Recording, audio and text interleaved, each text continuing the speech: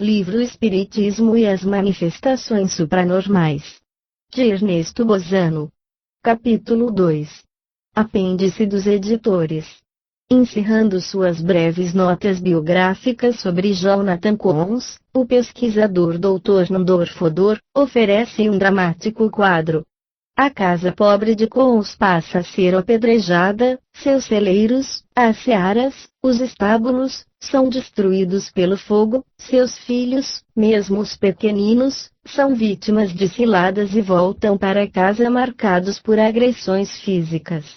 A intolerância religiosa instiga os vizinhos, montanheses broncos e supersticiosos. Chega o dia em que Jonathan Coons não pode suportar mais. Reúne o que lhe resta, toma os filhos pelas mãos e parte. Deixa para trás o lar rústico e hospitaleiro, onde lhe tinham nascido os filhos, um jardim bordado de flores agrestes, onde construirá sua câmara espírita, atravessa as divisas de suas terras e envereda pelos ásperos caminhos do condado natal. Praticamente perdera todos os seus bens materiais, produto de longos anos de luta contra a natureza renitente da montanha, com seus invernos impiedosos e a rejeição da terra mal ferida pela civilização. Todavia não está vencido. Vai começar sua vida de missionário, vai transmitir aos homens, seus irmãos, as verdades que os espíritos superiores lhe haviam ensinado. É homem rijo. Enquanto lhe restar um sopro de vida, Jonathan Coons vai proclamar as revelações espíritas. De aldeia em aldeia, de cidade em cidade, a família Coons vai oferecer sua mediunidade ao exame do público sem jamais receber a paga de um simples penny. Dai de graça o que de graça receberdes. Pobre, muitas vezes incompreendido, na dolorosa solidão dos que decidem viver por um ideal, Jonathan Coons foi o maior propagandista que o Espiritismo teve nos dias heróicos em que um outro singelo povoado e desvile abalava a opinião pública americana. Na história do Espiritismo, como tantos outros pioneiros, Coons avança em suas veredas missionárias e desaparece no horizonte do tempo. Nenhum autor informa onde recebeu da terra o lençol amigo para o seu corpo cansado. Mas Nandor Fodor sustenta que, recusando-se energicamente a vender suas excelentes faculdades, ensinando, pregando, deixando o público perplexo a assistir às maravilhas do fenômeno mediúnico, só ele capaz de provar a mais alta verdade, a da sobrevivência, com todas as suas implicações, vivenciais e morais. Jonathan Coons chegou ao seu amargo fim. Os homens o esqueceram. Bozano quis espantar esse ouvido. Em 1931 nosso fundador, Cair Barchutel, sensibilizou-se fundamente com o drama de Coons. Em 1932, em tradução de Ismael Gomes Braga, a casa editora Clarim lançava a primeira edição desta obra, em língua portuguesa. Trazemo-la de volta aos leitores modernos em impecável tradução do Dr. Francisco Clores Werneck. Este livro é uma homenagem a dois mártires espíritas. O primeiro é Coons, o segundo Larkin. Esta editora desejou completar-lhes as biografias. Sobre Coons fala-nos o Dr. Nandor Fodor com profundo respeito, em sua enciclopédia of Psychic. E, no texto mencionado por Bozano, o cáustico Frank Pudmore. Todavia, na estante de Cair Barchutel, contendo preciosos clássicos espíritas, não encontramos uma única menção ao Dr. J. Larkin. A obra da extraordinária mulher, Emma Gingibritten, Modern American Spiritualism, encontra-se esgotada há mais de um século. Bozano teve o original em suas mãos e é manifesto que se emocionou fortemente com o drama desse médico da roça, a tal ponto que, em sua breve história do Rapis, integrando este volume, não hesita em escrever. Cumpri o dever de tirar de merecido ouvido o nome venerado do Dr. Larkin, precursor e mártir do moderno movimento espiritualista. E, embora se ocupando de Larkin na primeira parte de Remontando as Origens, volta a focalizá-lo em 12 páginas de sua monografia Indigenes Sui Manifestation Supernormal. Além das fontes mencionadas, o resto é silêncio. J. Larkin. Bonnie. James. Joseph. No panteão daqueles que sustentaram as primeiras lutas em favor do espiritismo, muitos são os soldados desconhecidos. O Dr. J. Larkin é quase um deles. Entretanto, na história da humanidade, dir-se-á um dia, nunca tantos deveram tanto a tão poucos. Podmore e Fodor não concordam quanto ao nome do município onde residia Coons. O primeiro chamado Township of Dover, o segundo, Millfield Township. É curioso que mencionem Athens County como um selvagem condado nas montanhas de Ohio, e que, harmonizando-se talvez com documentos da época, ambos denominem o quarto espírita de a log house, isto é, uma construção levantada com troncos rústicos superpostos, tão própria a um Wild District daquela época. É digno de menção igualmente que a casa da família Fox, em Idesville, seja descrita como um cottage, isto é, pouco mais do que uma cabana de madeira. Assim sendo, ao inaugurar o Espiritismo, as entidades encarregadas da revolucionária mensagem desprezaram os locais faustosos, os centros civilizados, dando preferência, tal como Jesus o fez, aos ambientes onde predominavam a simplicidade e o desatavio. Como arrimo ao estudioso espírita, apresentamos aqui a documentação de Podmore e Fodor. Eis como Frank Podmore, Mediums of Tise 19 th Century, relata o caso Coons. Mas, entre as maravilhas do tempo, poucas talvez excitaram maior interesse ou foram mais amplamente atestadas do que os acontecimentos ocorridos no quarto espírita de Jonathan Coons. Coons era um agricultor que habitava remoto e montanhoso distrito no município de Dover, Athens County, no estado de Ohio. No início de 1852 interessou-se pelo movimento espírita. Foi-lhe revelado em uma sessão que todos os seus 8 filhos, e ele próprio em alto potencial, eram médiuns dotados de especial força mediúnica. Depois disso, por orientação dos espíritos, ele construiu, pouco além de sua casa, com troncos de madeira, um salão com 16 por 22 pés, mais ou menos 5 a 7 metros, exclusivamente para servir à manifestação dos espíritos.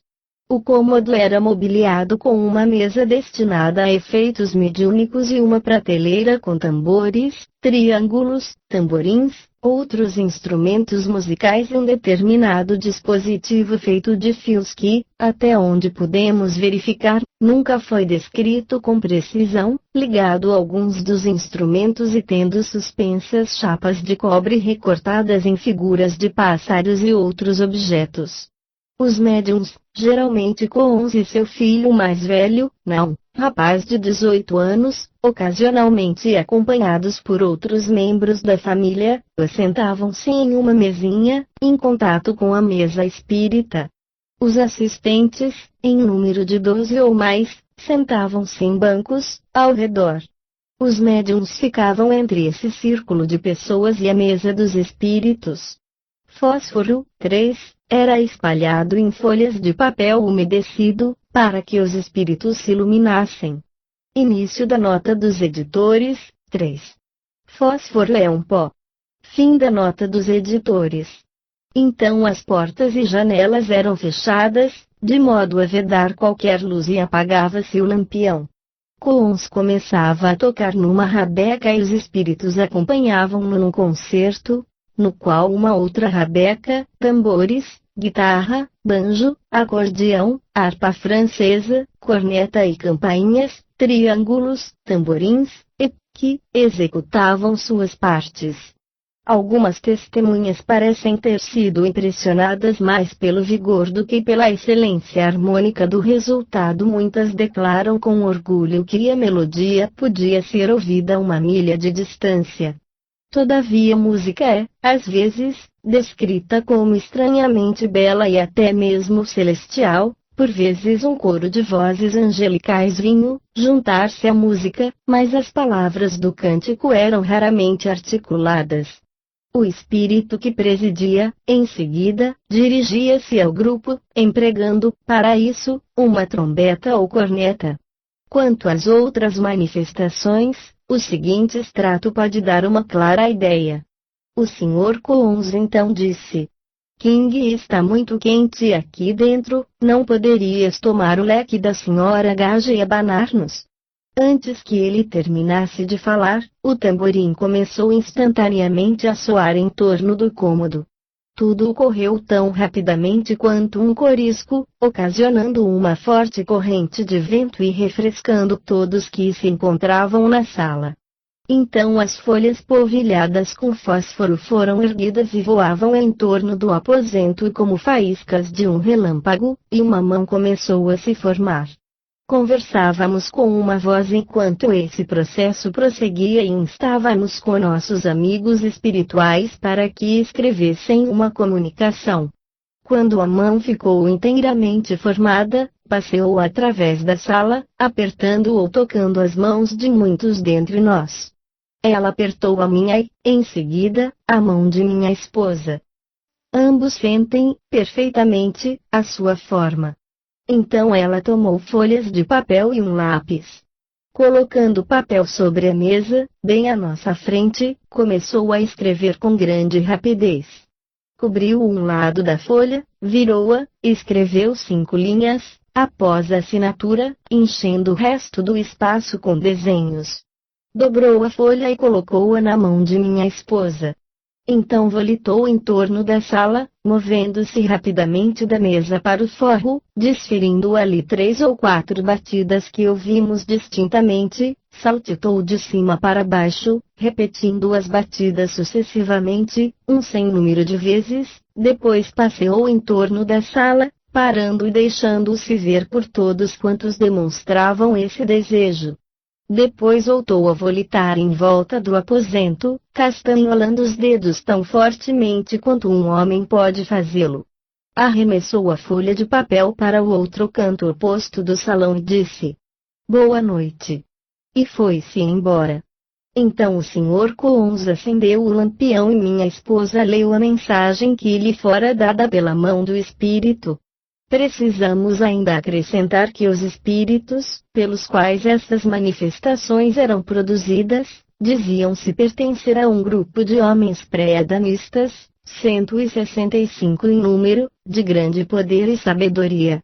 Atribuía-se o nome genérico de King.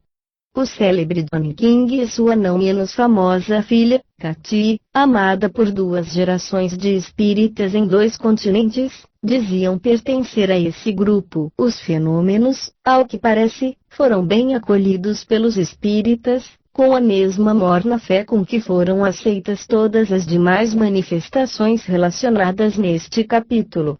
Roberto Ari dedica várias páginas do seu livro à discussão dessas provas, o mesmo fazendo, posteriormente, a Sra. Ardinge Britten. O Spiritual Telegraph, 4, desde o início dos fenômenos acolheu cartas e artigos de correspondentes entusiasmados, descrevendo as maravilhas. Início da nota dos editores, 4. Spiritual Telegraph, 1852 a 1860, semanário americano fundado por S. B. Brittan e Charles Partridge. Em 1860 fundiu-se no Herald of Progress, fundado por Andrew Jackson Davis, médium e pioneiro espírita conhecido como João Batista do Espiritismo. Fim da nota dos editores. Finalmente um dos seus editores, Charles Partridge, em maio de 1855, viajou para Dover, assistiu a várias sessões e registrou suas experiências em uma carta que ocupou vasto espaço nas colunas do jornal. No livro Traité complete do Magnetisme Animal, Paris, 1856, de Dupotet, o autor menciona uma sessão assistida pelo Dr. J. Bartet, com a família Coombs. Nessa ocasião, como um cumprimento à nacionalidade dos visitantes, uma das mensagens continha algumas palavras em francês. Obra citada, página 517. O Dr. Nandor Fodor não tem as reticências e as leves ironias de Frank Podmore. O seu relato é o seguinte. Jonathan Collins foi um dos primeiros médiuns norte-americanos. Era um próspero agricultor em Millfield Township, Athens County, um selvagem distrito do Ohio. Interessou-se pelo espiritismo em 1852. Em uma sessão foi-lhe dito que era um dos mais poderosos médiuns da terra e que todos os seus 8 filhos, desde o pequenino de 7 meses, tinham dons mediúnicos. Collins construiu uma cabana de troncos de árvores com 16 por 12 pés, uma única sala, para uso dos espíritos e equipou-a com todos os instrumentos imagináveis, capazes de fazer barulho. Essa cabana logo se tornou famosa, e pequenas multidões demandavam de longas distâncias, para presenciar a grande variedade de curiosos fenômenos que ali ocorriam. O mais velho dos filhos, Não, de 18 anos, sentava-se numa mesa espírita, à assistência em bancos ao redor. Quando as luzes eram extintas, ouvia-se um pavoroso estrondo, o qual, muitas vezes, repercutia uma milha de distância. Violentas manifestações de força logo se registravam sem que, contudo, nenhum dos presentes sofresse comoção ou ferimento pelos objetos que saraivavam, ou fosse alvejado pelas balas de pistolas deflagradas. Os assistentes eram tocados por mãos materializadas, as quais, impregnados de fósforo, eram vistas carregando objetos. Rostos de espíritos eram também vistos e através de uma trombeta que volitava no ar, vozes dirigiam aos presentes, chamando pelos nomes, mesmo quando estes ocultavam sua identidade. Parentes e amigos davam, dessa maneira, prova de sobrevivência. O círculo era orientado por um grupo de espíritos que se diziam 165.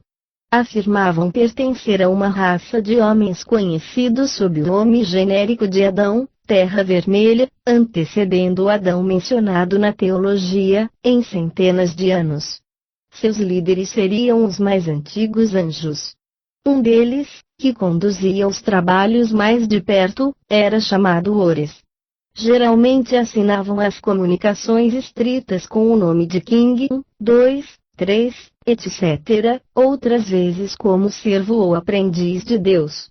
À frente deles encontrava-se o King, Bonnie, a respeito do qual, em outros episódios da história do Espiritismo, alegou-se ter sido Henry Morgan, pirata e, mais tarde, governador da Jamaica. 2 ou 3 milhas distante, havia outra fazenda solitária pertencente a um tal Bonnie Tipi. Tipi construíra uma câmara espírita sob o mesmo planejamento. As manifestações ocorridas com a família Tipi eram idênticas às observadas na cabana dos Collins. Ambos possuíam um aparelho que consistia num complexo dispositivo de zinco e cobre, construído, alegava-se, com o propósito de coletar e enfocar a aura magnética usada nas demonstrações. Os Tipis tinham 10 filhos, todos médiums. O Dr. J. Everett, de Athens County, que investigou os fenômenos ocorridos com os Collins, publicou as mensagens dos espíritos sob o título de Communications from Angels e fez imprimir um grande número de testemunhos testificando as ocorrências na Câmara Espírita e, além disso, uma espécie de mapa geográfico desenhado por Now Collins, em transe, o qual situava zonas do mundo espiritual. Charles Partridge, quando de sua visita à América, escreveu no Spiritual Telegraph, em 1855. Os quartos espíritas comportam, cada um, cerca de 20 ou 30 pessoas. Depois que a sessão é aberta e as luzes são extintas, uma tremenda batida é desferida pela baqueta do tambor. Imediatamente os tambores baixo e tenor, soam com sobrenatural poder, como que chamando para a revista de tropas, produzindo centenas de ecos. O ruflar desses tambores, rápido e tremendamente forte, é terrificante para muitas pessoas. Isso prossegue por 5 minutos ou mais e cessa. Usando, como de hábito, a trombeta, King saúda-nos dizendo: Boa noite, irmãos. E pergunta que manifestações em particular são desejadas. Depois de uma peça introdutória, executada nos instrumentos, os espíritos cantam para nós. Antes disso pedem que permaneçamos perfeitamente silenciosos. Depois ouvimos vozes humanas cantando, aparentemente muito à distância, de modo que são vagamente audíveis. O som gradualmente aumenta, destacando-se os grupos vocálicos, até que o coro inteiro canta de estranha maneira, dentro do cômodo. Penso que nunca ouvi harmonia tão perfeita.